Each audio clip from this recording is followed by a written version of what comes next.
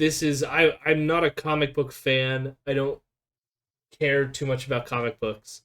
But this was all the rage. Every single right wing person was talking about this. So that's why I feel like Rebel was like, now we need to talk about it. But their approach is a bit weird.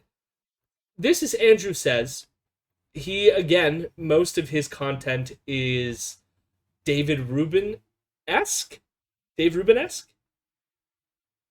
I should also say Dave Rubin recently just said that Occam's razor is. What did he say? I gotta find it because it's incredible. Dave Rubin called Occam's razor something that it isn't. Oh yeah, that's it. Dave Rubin defines Occam razor as it means if something can go wrong, it will, which is not what Occam's razor is. But anyways, Andrew Says is like the Dave Rubin of Rebel News. And he's going to tell us about Superman being bisexual, which is what's making the rounds right now. And the title says Superman is bisexual now, and then in brackets, just to trigger you. Now, this is weird language to me because often they talk about triggering as in like the left is being triggered. So it's weird for them to admit that the right is being triggered by Superman being bisexual, as if it's some sort of plot by the left. Just like the right loves to own the libs, Superman is bisexual is a plot to trigger the right, apparently. Which might not be wrong in a certain way. Two cars, is the stream lagging for you? Damn, I'm so I behind. guess you'll probably not see this for a little while, but I don't know. They seem to be on it because they're talking about Murphy's Law. Which is really what Ruben was saying. Let that cop pass. I'm just on mobile. Okay. Not us this time. That's good. Superman is bisexual. Here we go. Superman is going by in a move that has everyone asking, well, why? Australian DC comic book writer for Superman has a new reimagining for Superman's son, Jonathan Kent, that is. And he's a social justice superhero. But is this just a marketing psyop? Well, you tell me. Tom Taylor appeared on CNN this week to let everyone know that it would be a waste if Superman was just another straight white guy this time around. What should Superman represent today? A new Superman, if you're going to make a new Superman, what should that look like? And it struck me as it would be a real opportunity lost if we had Clark Kent replaced by another straight white savior. So here was an opportunity to create a Superman who could represent a whole new group of people. Damn. So it's a psyop. I just, like, part of me, like, doesn't care at all about this. The other part is, like, representation is good and cool, and so, like, why not? And the thing is, like, his description of, like, why he chose to make the character that he drew bisexual was just, like, in a way, it sounds to me, it's just, like, it's an opportunity to mix things up a bit. Not write the same, like, character over and over again. And you know what? Fair enough. I mean, you get the exact same thing in Shakespeare, where people are like, I'm tired of just playing this straight, and in the time period in which the plays are supposed to be represented, and so we're going to, like, do a modern twist on it, where everyone's dressed in business suits, so or we're gonna, like, gender swap the cast. And it's like, let them. Who cares? Who cares? But I love it. It's gonna be a psyop. Superman started out as a guy who punched sexists. Well, I mean, Superman, didn't he also fight Nazis at some point too? Or is that just Captain America shit? I'm not a comic book person. I am clearly ignorant. Superman, saving people and being white, you monster. I'm kind of suspicious that Taylor is trolling them. Notice as well too, like, look at where Andrew takes it, which is not at all implied by what he said. And a whole new group of people. Damn Superman, saving people and being white, you monster. it's also interesting because like Superman was written as a very obvious Jewish allegory. Like dude who has been exiled from his homeland and like is different than everybody else despite appearing the same type of thing. It's and like also like written by Jewish comic book creators. Like it's just like a kind of like, I wonder what this might say about like the United States at the time that these comics were written, or especially given like don't really remember where Superman is, like when Superman was originally written, but like, you know, the post World War II Superman, perhaps, like maybe, you know, what that might have to do with the death of his home world as well, you know, like just kind of this whole, wow, this dude who looks very similar to everybody else, but is actually secretly different, or I can't really talk about it for fear of persecution. And But Vienna, all of his ancestors are dead because their homeland was wiped out. Superman was secretly black. That's what it was. That's what I think you're trying to say, Vienna. Really, Yes. Superman was black. but That's the Superman- allegory they were going for. But both of you Was a black Jewish person. art is, I mean, these morality plays that have to do with good and evil are supposed to be apolitical.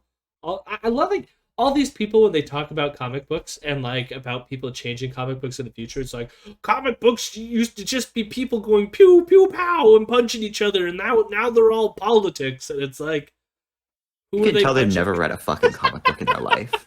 I know, right? Or they're purposefully obfuscating. Or they're the types of people who just, like, I don't know, looked at it for the punching, not realizing that there's, like, an actual subtext. Are you guys kidding me? Hell yeah, readsters. I love, I've updated some of the following animations. So there it is. David Menzies being attacked by a dog. Nice. I like it. It looks beautiful. And thank you, Readster, for the follow. Very kind of you. I'm kind of suspicious that Taylor is trolling, though, and just had the idea, well, what's the most ridiculous thing I can put into the comic to get people's attention and trigger people on the right wing? Consider that the writer also discussed the new Superman is going to have to tackle tough issues, like... We'll get to the tough issues in a second. I love, like, for one, there's the assumption that he thinks that this is a ridiculous choice. Like, what about the choice makes it ridiculous, Andrew? Superman has to be straight. Has to be straight. If it's not straight, it's I don't know. Like why can't Superman just be gay as all hell? Why can't Superman be a superwoman? Who cares about all these fucking things? And so for him to be like, clearly it was done purposefully to be so ridiculous because it's some sort of like psyop for attention. And it's like the only reason it would cause attention for you people is if you have a problem with bisexuality or a problem with LGBTQ representation. That's the only reason. It's not a psyop. It's just you being a fucking bigot. No, he is admitting that conservatives are being triggered by people just because they're queer. Exactly what it is. Good shit you guys got going on here. And if Miss Hildy is a follow, I know you guys got good stuff. Well, thank you, Readsters. And again, Hildy is awesome. like refugees and climate change. And I think that was one that we had to leap on. And we'll be addressing modern day issues like the climate crisis, like refugees. John in the last issue has just been arrested attending a protest trying to stop the refoulement of asylum seekers. Not that I planned on buying a Superman comic book anytime soon, but this might be a genius marketing ploy by this writer. A young Superman kissing a Japanese boy with pink hair just screams endless talk show segments about the impacts this could have on society. This is ridiculous. You can't change Superman, the right wing will say. Conservatives are so intolerant. How come they can't accept this, the left wing will say. All the sources will be outraged, and therefore everybody wins. It was a deep sigh. No, I mean, yeah, no, like that. I mean, That is why corporations do diversity bullshit. Like that's yeah.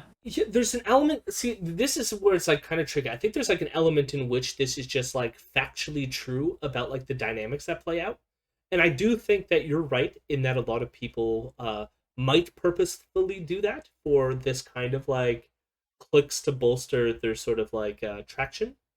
I also think it's possible that this guy just thought it would be neat to make. I'm a comic book writer, and I just wanted to mix up the story a bit. I also think that's perfectly. Yes. Oh, and like I think that there's the difference between the actual individual writers and the editor and publisher. The editor and publisher is doing this for the bullshit reasons. The writer, yeah, probably just doing it because, like, yeah, we love a bisexual Superman. Like, so fun. Yeah. That's not how corporations think, though. Like, corporations don't give a shit about that. I also noticed as well that he doesn't touch. He brought up the fact that the issues in the comic itself had to do with climate change and refugees, but doesn't go into any detail about like I'm sure the comics do go into detail, but like Andrew cut off the clip and is leaving out what the message is or how they portray it in the comic, and he just puts it out there as if it's ridiculous. He offered no rebuttal to it. Like, I kept that going a little bit long because I was thinking he was going to somehow get back to it, but it's like, what if that was the plot? Like, why is that simply ridiculous on its face? I could think of many ways, like, let's say, like, the evil person is the one exacerbating the climate change, and Superman has to save the refugees from the climate catastrophe by stopping the dude or something. Like, I don't know, I'm just making shit up. But, like, the point is that could create, like, a realistic foil. I mean, like, refugees, I mean, like, the weird part about it is it's almost like he's being like, oh, like, refugees are only a big issue now. It's not like there hasn't been refugees since fucking people existed. That's a perennial story that almost everyone writes about. Like, now that, like, I think about that in my head, like, how just absurd that is. Like, refugee stories are huge because it's a part of human existence. Yeah. But it's so ridiculous. Do you know have a the writer first in a refugee story? You gonna talk about Moses? Exactly. I was originally going to say Jesus, but you did remind me that Moses existed. Moses. Well, no, okay, I was gonna do a Moses Two Diet cars is Pepsi being a ad, but I heretic. realized that it's for Coke Zero. Coke Zero. How do you know that this isn't just Coke Zero? What if Diet Pepsi was so based that they just took Coke Zero, poured it into their can, and slapped on a Diet Pepsi? That's how awesome Diet Pepsi is. That it pretty much is Coke Zero at this point. This stream brought to you by Diet Pepsi. Coke Zero. The Diet Pepsi, the Coke Zero of Pepsi Cola drinks. Yours is a lot better than mine. That was pretty good. That was pretty good. Thank you. Oh my god.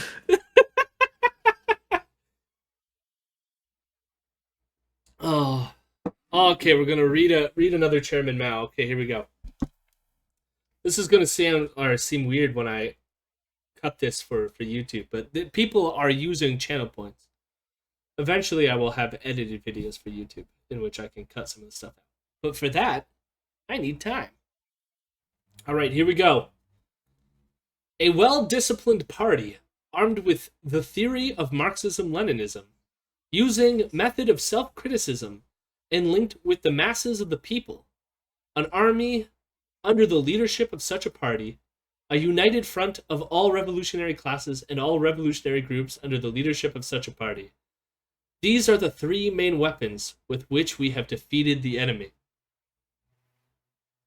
On the People's Democratic Dictatorship, June 30th, 1949. All right. I guess I got nothing else to say about that, yeah. Mao said party as articulator, not as ruler, you know? Good to know. Thanks, Mao. Very insightful. Coke Zero, more like Cock Zero, because you aren't getting any ick if you're not drinking Diet Pepsi. The best is on my end. It like sort of there was an error or like a audio glitch when you said cock. So that's fun. Nice. It cut it out. It was censorship, you know? Coke Zero is actually a liberal conspiracy. Drink more soda, go pee more. Liberals want to keep bathrooms socialized, and thus they hired George Soros to fund the Coke propaganda machine. I believe it. And that is why the drink of communists is Diet Pepsi. George Soros, brought to you by Diet Pepsi. I've never seen a thin person drinking Diet Pepsi. Donald J. Trump? Okay. That might be true. I really love that. Trump drinks Pepsi, doesn't he? No, he drinks Diet Coke, but that's why... No, he doesn't drink Diet. He just drinks plain-ass Coke. So Wow, that's why he's sad. saying that he's never seen a thin person who drinks Diet Pepsi. I get the joke. I get it. That was a banger tweet. Did he actually tweet that? I miss Trump so much. Those damn libs need to drink Diet Pepsi instead. Dick Cheney. Like, he the drinks same shit was happening. Like, yes, I get he was bad and whatever. Like, I don't actually... I wish that we could, like, negate him being president and having any influence so much or something and just, like, give him back his Twitter account, because that was just, like, such... He He was has a top-tier poster. I was gonna say he has a David Menzies energy, but like his jokes, his like non-physical comedy wasn't always cringe. I guess he could land them every once in a while, but he's a terrible human being, just like David Menzies. You have a writer in a rainbow Superman shirt saying it's a waste to have a straight white Superman, and then puts him in protest for illegal immigrants. This is like a boomer's worst nightmare come true. Why would that be a boomer's worst nightmare come true, Andrew? What? So gay Batman... I've forgotten about this Batman. video already. Gay Superman saving immigrants is a boomer's worst nightmare. Did he just say Whose immigrants? fucking side is Andrew on? I don't know. And then puts him in protest for illegal immigrants. Oh, This is like... Illegal immigrants? We're talking about refugees, Andrew. I love like how in their mind they really have conflated refugee with illegal immigrant. Fantastic. a boomer's worst nightmare come true. But it all ends up in Damn, I us didn't talking see about that a comic ever. book that probably 500 people would have bought otherwise. So what do you guys think? PSYOP? Attempt to emasculate yet another manly character? Considered by many, but spoken by few. Let us know what you think in the comments. Like, that's the piece. I think the piece is he didn't want to say anything. It was pretty much, we're going to get a lot of traffic on this because it's the big, like, thing right now. Even though it's only got, like, 4,000 views because it's Andrew Chapados. And no one cares who he is. But I think that's why they did it. That's pretty much it. But it's a big admission, right? It's like somehow it's like Superman is essentially masculine, and essentially masculine people don't make out with other people who have penises. Dan said that their favorite harmless but funny Trumpism was when he made references to his own kid as the first lady has a son, but didn't mention that it was Yes. also his son. Yes, I do remember that. Didn't that have to do with vaping or something when that happened? I think that's what he was referring to. Because he was like, Melania's worried about her son. It was like, I had something Trump else to say. Jr. or Barron? Barron. I guess it's got to be Definitely Barron, Barron. right? Yeah. Yeah, it was the problems with the vaping. Yeah. Barron Trump vapes? That kid's gonna be such a cool emperor. I was gonna say with the point before we move off of this Superman thing, the point about like masculinity and stuff. I love how they're like somehow Superman being bisexual negates the masculinity, but like what's more masculine than just two bros wrestling around with their dicks out, you know? Just two bros throwing it out. There's a lot of masculine energy there, you know? Hello, my rebels. Hello, my rebels. I'm a good boy.